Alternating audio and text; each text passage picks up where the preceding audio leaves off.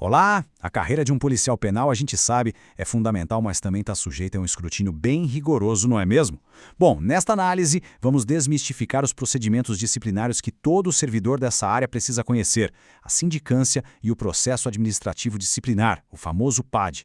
O objetivo aqui é um só: transformar conhecimento em proteção. Pois é, essa é a pergunta que não quer calar. O que acontece quando a conduta de um policial penal é posta em xeque? Seja por uma denúncia ou por alguma observação interna, o Estado tem mecanismos para apurar os fatos. E olha, entender como eles funcionam é o primeiro passo para uma defesa que realmente funcione. E é exatamente isso que a gente vai ver em detalhes agora. Antes de entrar nos detalhes, é preciso entender a base de tudo, a regra do jogo. O Estado ele tem o poder e, na verdade, o dever de investigar a conduta dos seus servidores. Isso não é para ser visto como uma ameaça, mas sim como uma forma de garantir que o serviço público funcione direitinho, com legalidade e eficiência. E aqui está o ponto crucial. O objetivo não é simplesmente sair punindo. É, na verdade, fortalecer a integridade da administração pública. Qualquer tipo de sanção só pode vir no final de um processo justo, sabe? Com a falta comprovada e todas as garantias sendo respeitadas. É uma questão de responsabilidade e não de retaliação. Geralmente, tudo começa por aqui, com a sindicância. Vale a pena pensar nela como uma fase preliminar, sabe? Uma investigação mais simples para verificar se há fumaça antes de sair procurando o incêndio. E saber a diferença entre os dois é fundamental. De um lado, a sindicância, uma apuração preliminar, mais ágil, menos burocrática, para ver se tem base para uma acusação de verdade. Do outro lado, o PAD. Aí a coisa fica séria. É um processo robusto, bem formal, reservado para as infrações que podem levar a penalidades severas, como até mesmo a demissão. A diferença no peso das consequências é enorme. Uma sindicância pode ter 3 finais diferentes. Se nada for comprovado, o caso é arquivado. Simples assim. Se a falta for leve, pode acabar em uma advertência, por exemplo. Mas, se houver indícios de algo mais sério, vamos imaginar um policial penal acusado de faltar a vários plantões. Aí, a sindicância vai recomendar a abertura de um PAD para investigar a fundo.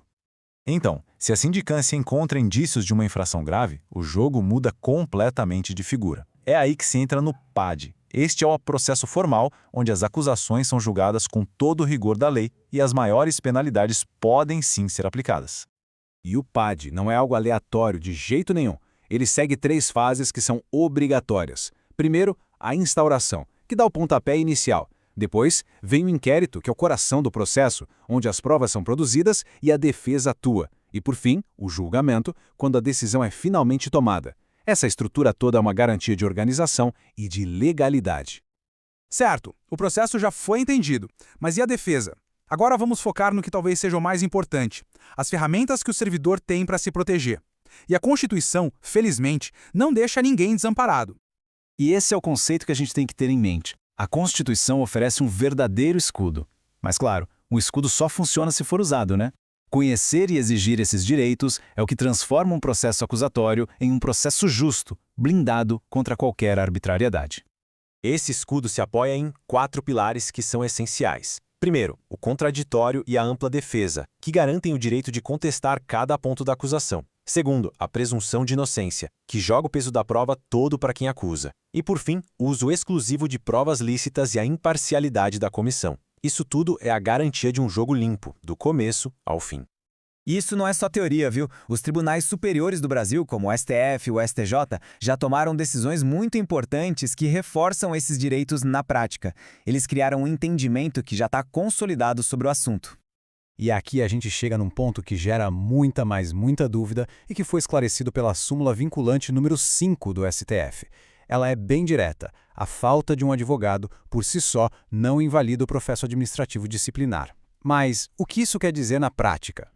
Bom, na prática, isso quer dizer que ter um advogado é uma escolha, uma opção e não uma obrigação para que o processo seja válido. O que é absolutamente obrigatório é que o próprio servidor tenha a chance de se manifestar, de ver o processo, de apresentar os seus argumentos. Isso sim é inegociável.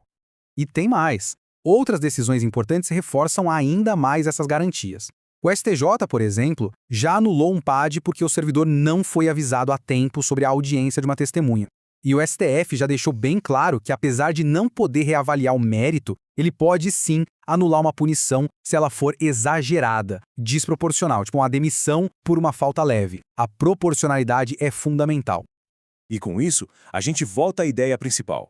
Entender os ritos, as fases e principalmente os direitos e garantias constitucionais, essa é a forma mais poderosa de proteção contra injustiças ou abusos durante um processo disciplinar. Não tem outra. Então fica aqui a reflexão. A melhor defesa não começa quando chega a notificação. Ela começa muito antes, com a preparação. Estar preparado é o primeiro passo, e a informação, sem dúvida nenhuma, é a ferramenta mais importante de todas. Se este resumo ajudou a clarear um pouco o tema, vale a pena se inscrever e ativar as notificações para não perder outras explicações diretas como esta. Até a próxima!